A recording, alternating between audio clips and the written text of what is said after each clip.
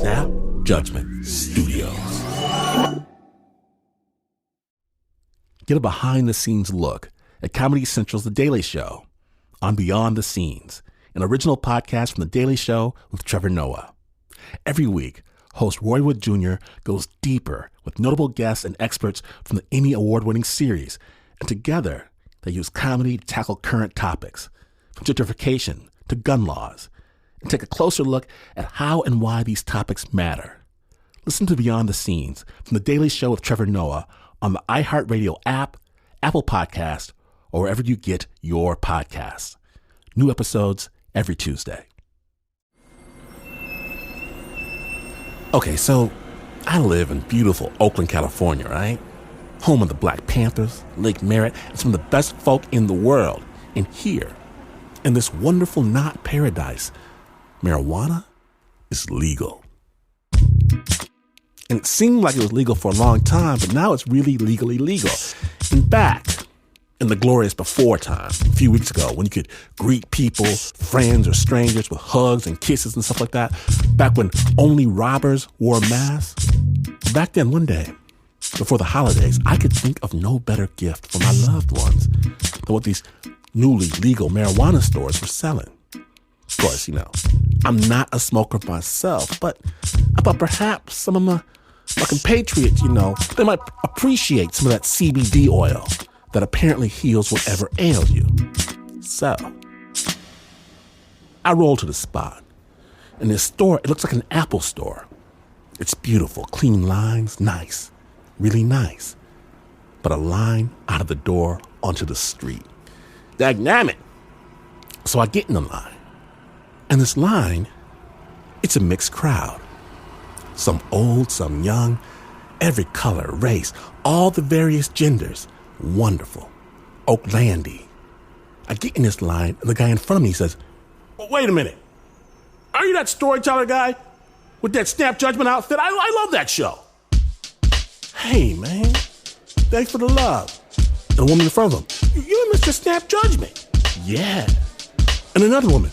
And the guy further up the line, "Hey, the Snap Judgment guy is back there. Hey, can you tell us a story?" "Hey, can you take a picture? I want to send it to my wife."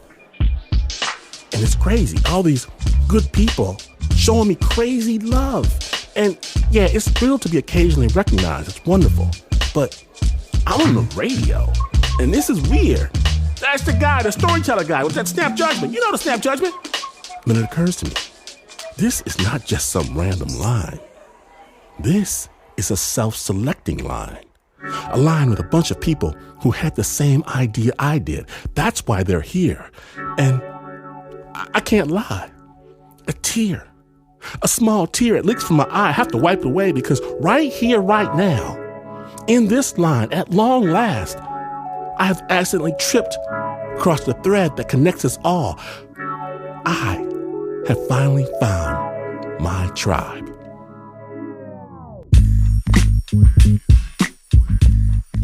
And today on Snap Judgment, from Snap Judgment's mobile pandemic headquarters, perhaps we can help you find your tribe too. We're calling this episode Buds. Amazing stories from real people finding their real people. My name is Glenn Washington, and the good news is that if you're listening with someone right now, you've already found your tribe. Right here on Snap Judgment.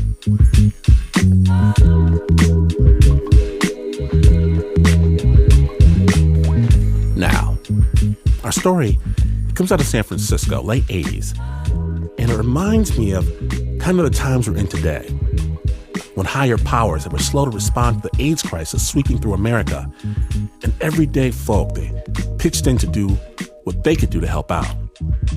Now, this story does mention the use of drugs and contains graphic scenes. Sensitive listeners should be advised. Our hero, Leah, was just in the 4th grade. Snap Judgment.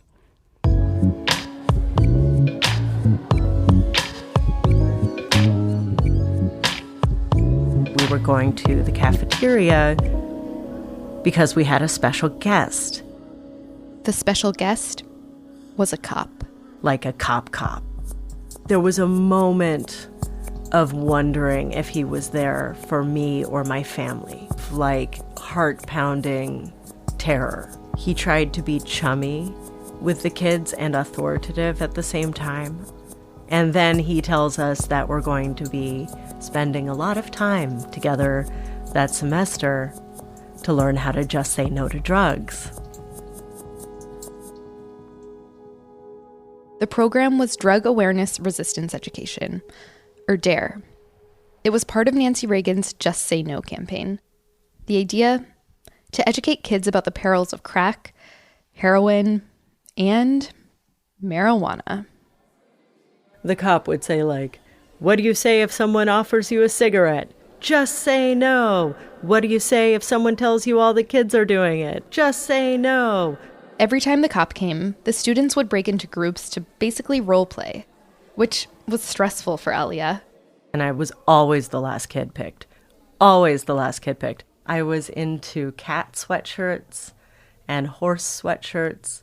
I know I was weird because other kids treated me like I was weird. Alia remembers being assigned the role of the drug dealer. We get a printout with the line that we're supposed to say. Hey, kid, want to try some dope? It'll make you look really cool. Do you want to try some pot? I'd never seen anything like the deal that was on the paper. I mean, I'm sure it was tempting to say, look, this isn't how it works. But Alia wasn't going to say that. My mom was a drug dealer. Alia knew if anyone found out about her mom's work, her mom could go to prison. Good friends went to jail. And if Alia's mom got caught, Alia could end up in foster care. It was a life-shattering proposition. My entire world would be destroyed if anybody found out. It wasn't just police, it was all authority figures. If a teacher found out what my parents did for a living, they could end up in prison because the teacher could tell a cop. If another child my age found out, they could tell a teacher who could tell a cop. Or they could tell their parents who could tell a cop. So there's nobody who is safe to tell. My mom was really beautiful and warm. She had like this great asymmetrical kind of Sheila E. haircut, dyed burgundy, short on one side and swept up and then fell over her eye. And part of her attitude was being this outlaw, was being a badass outlaw, and that had always been something that she was really proud of. When she did her deals, people would come over to the house and stay and hang out. She was just really good at advice. And I always felt like I had this incredibly beautiful world that nobody could see. When Alia went home from school, she hung out with her mom in the kitchen. My mom in the kitchen is a disaster. She burns toast and eggs. She can't really boil water. The only thing that felt really wholesome and warm was making brownies. Alia and her mom would make 4 or 5 batches at a time. There would be eggshells and, the chocolate would get splattered on the wall and the flour would end up anywhere and we'd just laugh. And so my first task was pulling out the saran wrap, ripping it on the edge, and just making a huge sticky pile of saran wrap squares that the wrappers could then use to wrap the brownies. And then you sit around the table, and it was something that had always been a ritual going on in the family where my mom and good friends would sit around a table together and wrap. I loved it. And then that fantastic, fantastic smell. The smell is something that really sticks with me. There's a particular smell of marijuana, good outdoor-grown California marijuana and chocolate cooking together. It's a very, very specific smell. It's earthy and sweet. It's this really comforting smell, which is funny because it was something that also put us in danger. The DARE program was just one of Reagan's anti-drug initiatives. He had also launched a campaign targeting California growers.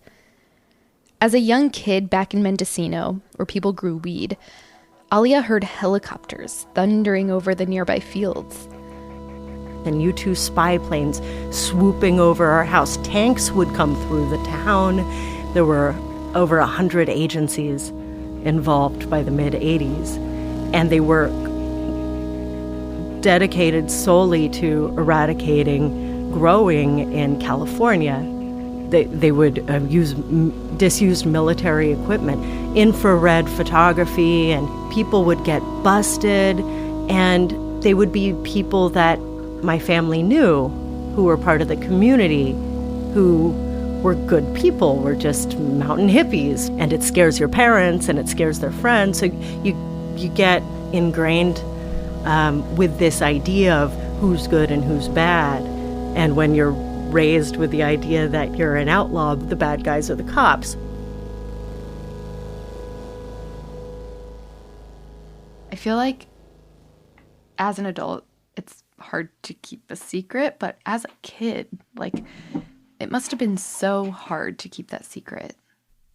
I mean, a friend of mine was just saying the other night that it's like giving a child a gas can and matches and telling them not to burn the house down.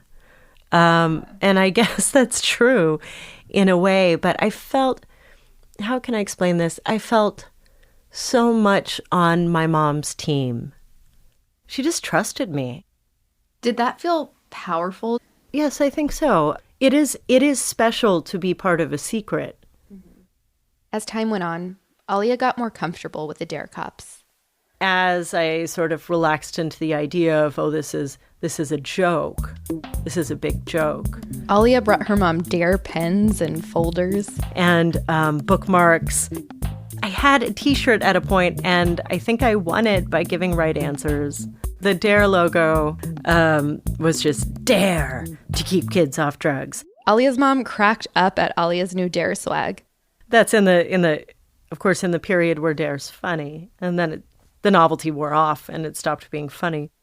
The next year, when Alia moved on to 5th grade, her mom had started making a lot of house calls. Well, by this point, 1988, people were getting too sick to come out. The cannabis was helpful with nausea and insomnia and pain and depression and a lot of symptoms that just had no treatment at the time. One day, Alia's mom picked her up from school. She had to make a delivery. We went into the Castro and up this steep side street. It was one of these frilly wedding cake Victorians and had a view over downtown. You could see the Bay Bridge crossing to Oakland. We go to the door and there was a man standing up on the landing. He greeted us and we start climbing the stairs. He was on either the 2nd or 3rd floor and he was backlit. It wasn't until we got closer that I saw the condition he was in. He was shirtless and wearing pajamas, and the pajamas were just kind of hanging off his hip bones. He had that really hollowed out look, like he'd been hit with a bowling ball, his chest curved around this hollowness, and you could see every bone. He had this huge lesion where lesions had grown together into the shape of a butterfly. He was so sick. It took my breath away. And he was maybe surprised to see a kid. And my mom said, "Don't worry, she's cool." And he led us out into a big airy living room, and over by a bay window was a hospital bed that looked empty to me at first. But as we got closer, what had looked like a tangle of blankets was a person, barely there. I remember looking at his face and seeing the shape of his teeth through his cheek. I remember looking at the needle going into his hand, the top of his hand, and all the bruising around it. So what we had was a very sick man taking care of a very sick man, which was not uncommon in those days. The first guy's name was David. David bends over his lover and he touched his cheek and, honey, I know you're not feeling good, but I want you to meet a friend of mine. She's brought the magic brownies that I told you about. It'll help you feel better. And his lover just couldn't even talk. He couldn't even talk. And as a kid, I knew he was dying, like I knew he was about to die. I was really struck by the tenderness between these men, and that even then, that was what kind of crushed me. I walked around while they were doing the transaction, and I remember really clearly seeing a photograph on the mantle of a dark-haired man and a beachy blonde with their arms around each other on the beach, and they were tan, muscular, and they had sand on their skin, and smiling and young and in love. My mom, who had this amazing ability to be upbeat without being abrasive, she was able to make a joke that, like, don't eat too much, they'll have to peel you off the ceiling. David smiled and he laughed. And there was just kind of this moment where he looked like the same person. You could see that vitality, the intensity in his eyes. His laugh was rich. It was really hard. And my mom and I went out to the car, and she started crying pretty quickly. And I think she was really freaked out about having brought me in. I'm kind of gritting my teeth, and I'm fine. But of course I wasn't, because I never forgot that. It wasn't funny anymore. I had always felt like I was hiding this rich world, but now it was a rich and terrible world. Like when you talk about the burden of a secret, it was much more of a burden to know about the way that people were dying. That was a burden. At the very least, I maintained the secret. That stays the same, but the sadness, the emotion that is underneath it changes. The secret stays the same.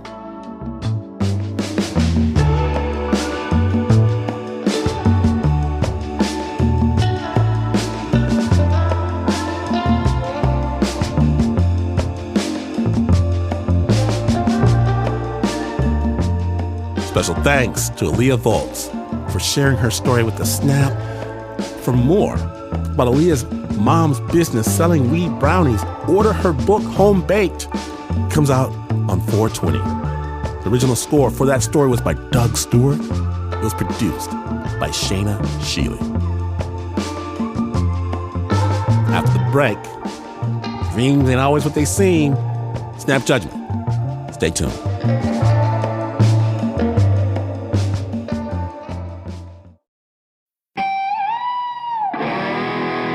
Attention shoppers, we now have taste in the bread aisle. Dave's Killer Bread, that's right. An organic bread that's no longer a sedative for your taste buds. Dave's Killer Bread is on a mission to make the most of the loaf, to rid the world of GMOs, high fructose corn syrup, and artificial ingredients, and plant the seeds of good in all that they bake. Killer taste, killer texture, always organic. Dave's Killer Bread. Bread amplified. Using Talkspace feels a little like having a mental health professional in your pocket. Talkspace offers both therapy and psychiatry, and being able to reach out to a provider anytime, anywhere, makes addressing mental health super easy, and getting started is the most important part. As a listener of this podcast, you'll get $100 off your first month with Talkspace. To match with a licensed therapist today, go to Talkspace.com. Make sure to use the code JUDGMENT to get $100 off your first month and show your support for the show. That's Judgment and Talkspace.com.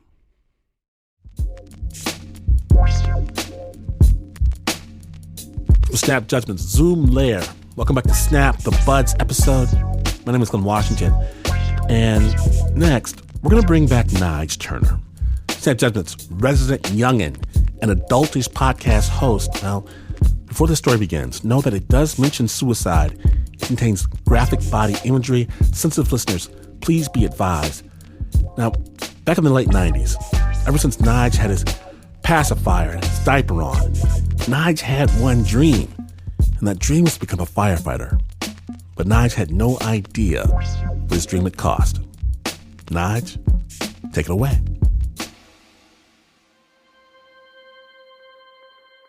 Nigel, get up! My mom yells from downstairs. It's 7 a.m. on a Saturday, I'm 15, and again, it's 7 a.m. on a Saturday. Nigel, come on, I got a surprise for you. When she said surprise, I was out my room in under a minute. What is it? Just get in the car, boy. And 10 minutes later, we pull up to a huge yellow wooden tower in the middle of a gated area. The wall is covered with overgrown vines, so you can't see what's in or out. But once we get in, I start to see high schoolers my age walking around in these navy blue uniforms, some doing push-ups and others racing each other while pulling a firefighter water hose. I'm so excited because ever since I was a little kid, there was only one job I could ever see myself doing. I'll just have my dad tell it. When Nigel was a baby, we had one of the most difficult problems in keeping clothes on this young boy. We would come in, he would have no diaper on, and he would always have this fireman's hat on. Be just naked as a jaybird and walking around the house just as happy as he could be with his fireman's hat on. So we knew early on that he was going to be a fireman. Firefighting also runs through my bloodline. My grandmother's brother was the first black firefighter in our city. Everyone in my family still talks about him to this day, especially my dad.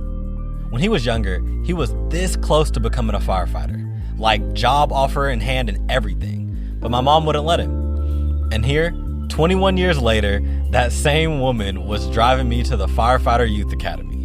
Growth. The fire chief meets me at the door. What's your name, son? Nigel? Last name, son. Turner? Cadet Turner from now on. Okay. Okay, what, cadet? Okay, yeah, thank you, sir. That's it. And like that, this place becomes my second home. The first thing that we would do is line up and drill. Left. You know that right face, left face, Right. at ease, cadet. Are you looking at me crazy, cadet?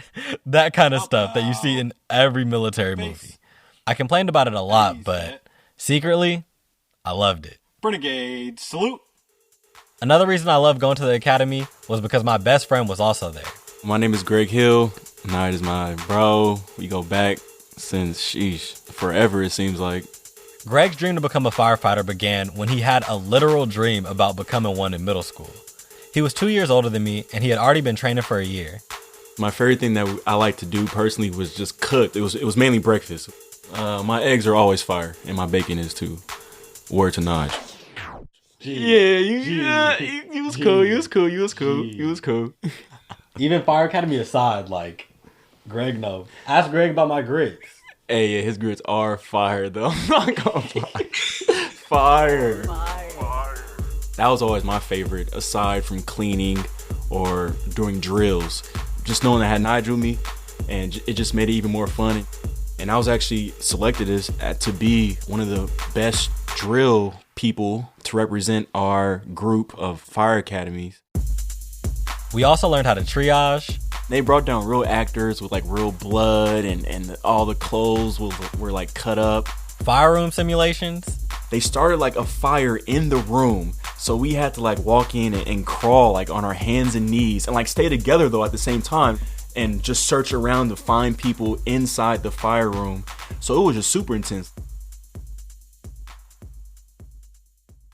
Even though the instructors were always yelling at us to run through walls and crawl through fires, they also became our mentors.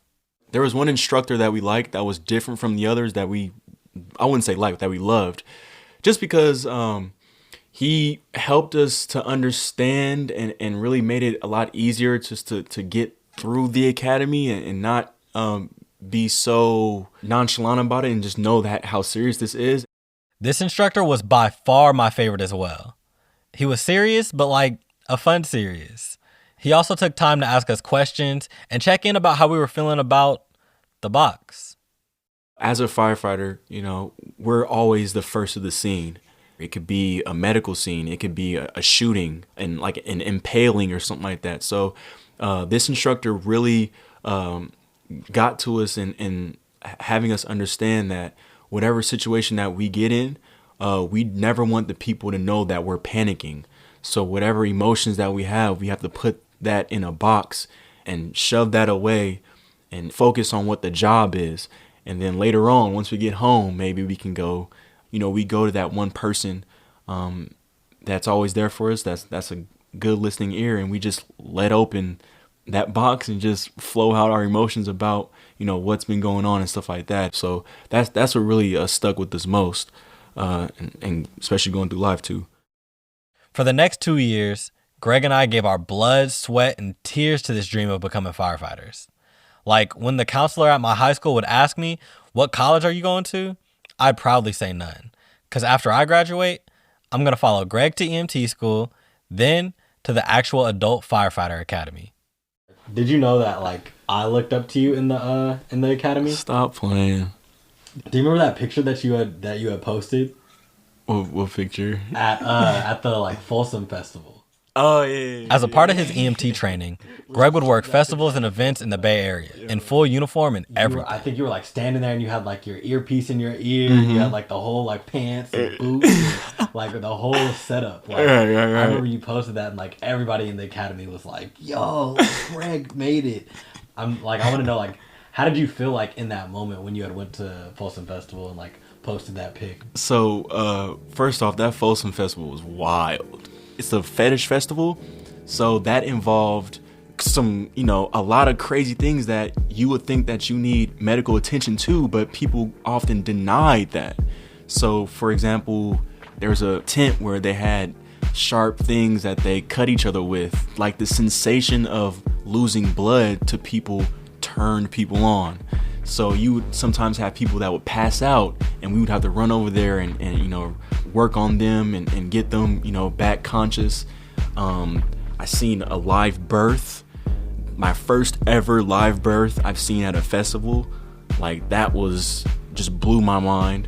So how I felt when I was in that suit was you just felt like you were here to help, to protect and serve. Like you're there to help. Like, okay, like they respected what you were in and they said hi to you and gave you things and stuff like that. So just knowing that you were there for the people was a great feeling.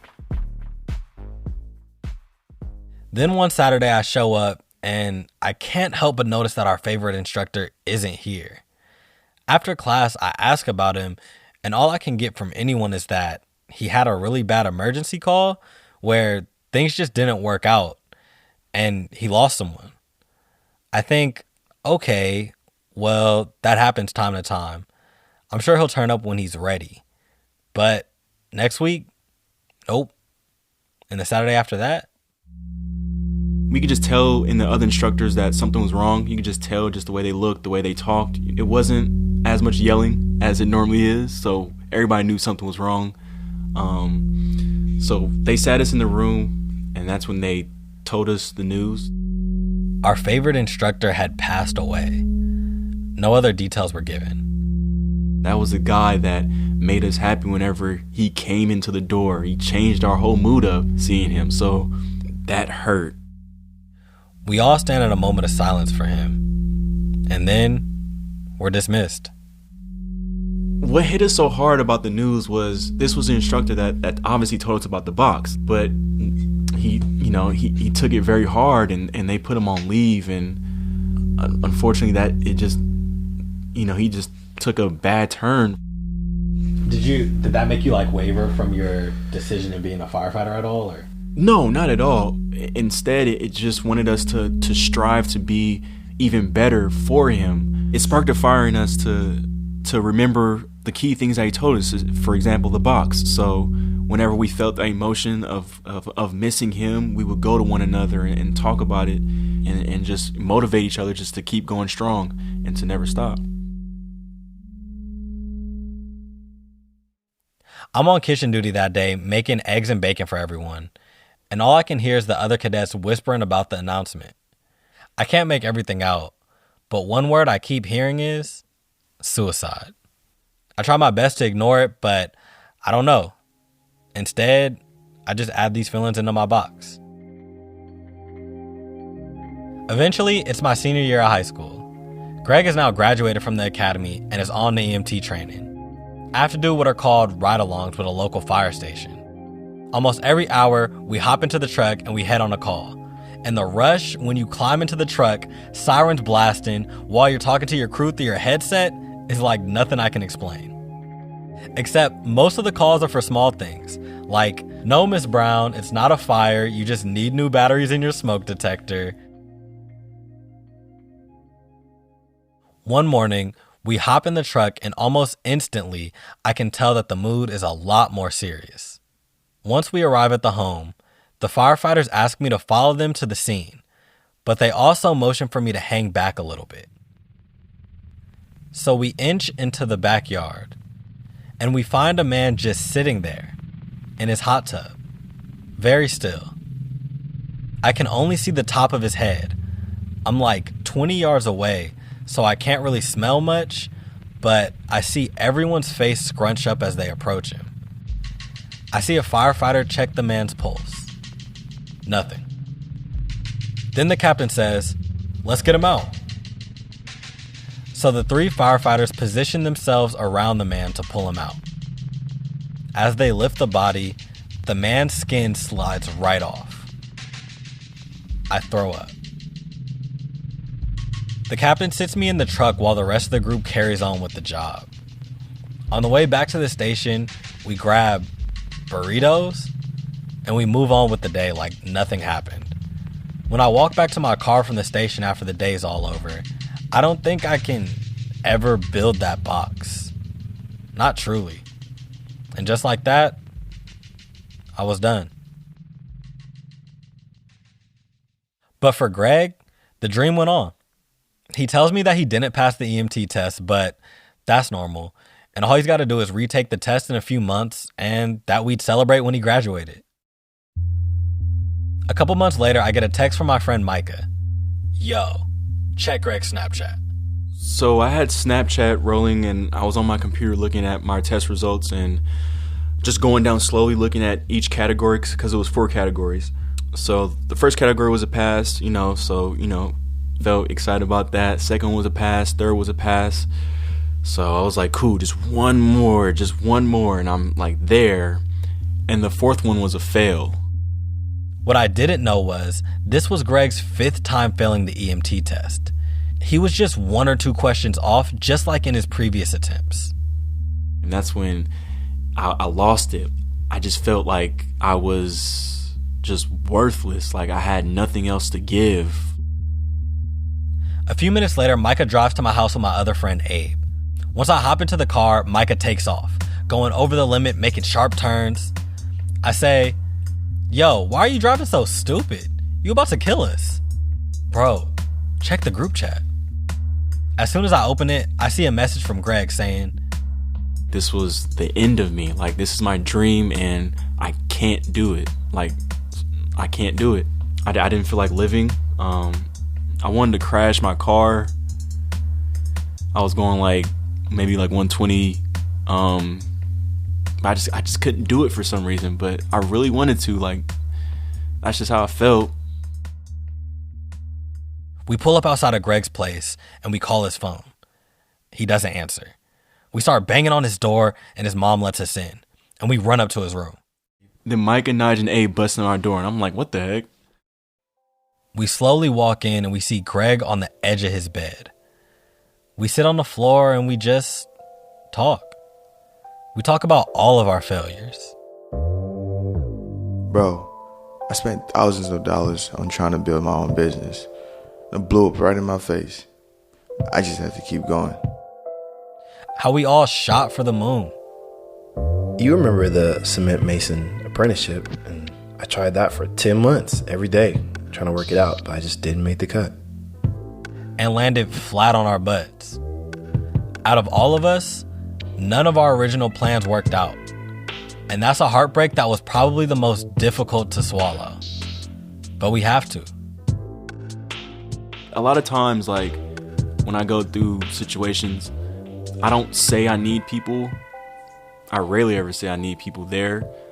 So just knowing that you guys didn't really ask what happened, you guys just instantly just came by, and that's what really helped me a lot, just to, get a grip and get control of this emotion. So after we talk, like, Micah just comes out of nowhere and just tackles me, and then Abe jumps on top, and then Nide is there just laughing. And by the way, these guys came from basketball, so it was smelling, stinking. So when they tackle me, I'm mad. So I'm just like, bro, y'all stink. Like, come on, y'all get off me. Like, y'all smell like sweat. I'm trying to feel bad. I'm trying to, have my self-pity, but these guys aren't letting me. But that's when I knew that even though I may be done with my dream, I know that I'll never give up on them, no matter what. Firefighting stayed just a dream for us. And I guess that's what it's meant to be. Because there's other moons you gotta shoot for.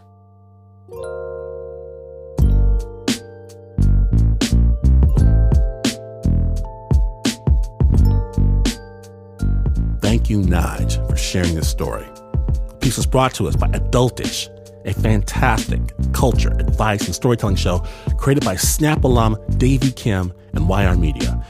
It's hosted by 20-somethings Nige Turner and Merk Nguyen. They just dropped their 3rd season with our fine friends at Radiotopia, so stop whatever you are doing. Check them out, Adultish, the podcast.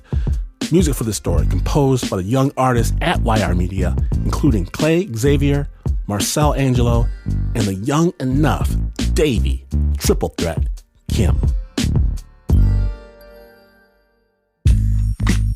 It happened again.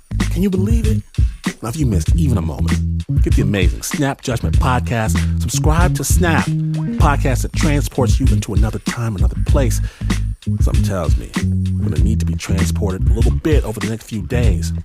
And if you love this storytelling world, support it. Support storytelling that is human, that's made with love, that rocks that beat. Go to our Patreon and get you a Snap sticker, a Snap mug, both. But do the right thing because you're a good person, right? Or give on behalf of someone who can't, because that's what Snap Nation is all about. Go to patreon.com/snapjudgment. That's patreon.com/snapjudgment. And you don't need to wait until Halloween. Season 4 of Spook is alive and ready right now on luminarypodcast.com. Amazing supernatural stories that will keep you up at night. Be afraid. Snap is brought to you by the team that always quarantines themselves away from any and everyone, whether we have to or not.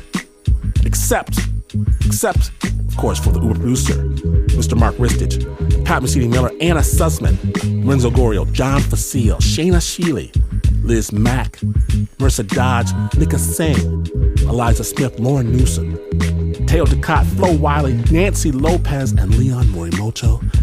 Wow, you may have heard that this is not the news. No way this is the news. In fact, you're quarantining yourself away with your very best friend in the world, only to ask yourself after a mere 3 days, if you now hate your supposed best friend, who do you like? Yes, you could pose that very question to yourself and you would still not be as far away from the news as this is. But this is PRX.